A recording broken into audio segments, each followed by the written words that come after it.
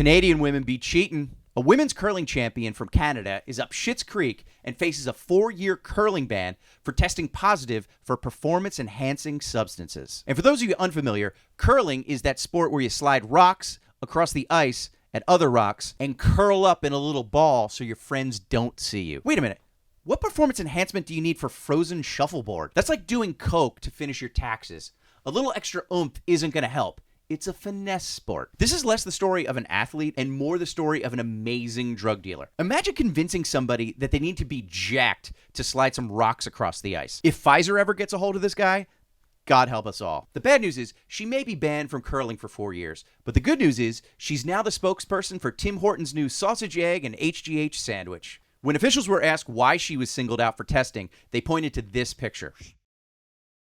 I know one curler who's got huge delts and a lot of sorries to say over the next 4 years. Oh, Canada.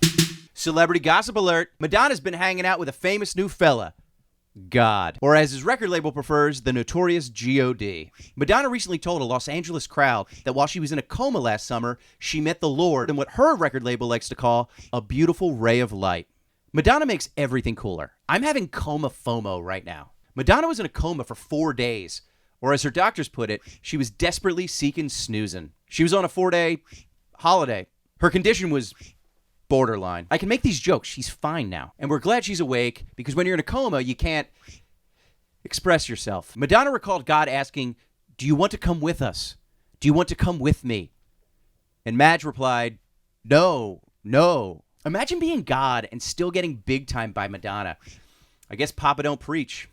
Are you looking to give a child a fun alternative birthday gift? Have you considered real mummified monkeys from Africa? Security guards from Logan Airport recently found the most terrifying thing anybody from Boston has ever seen. And no, it wasn't a breathalyzer. It was a stash of mummified monkeys. A traveler who was returning from the Democratic Republic of Congo, which is Africa's Las Vegas, brought back 9 pounds of mummified monkeys. The traveler wasn't identified, but I'm assuming it was a grandmom from Somerville who was about to emotionally scar her grandkids with the worst souvenir ever. You can't bring monkey mummies into the U.S. because they're considered bushmeat.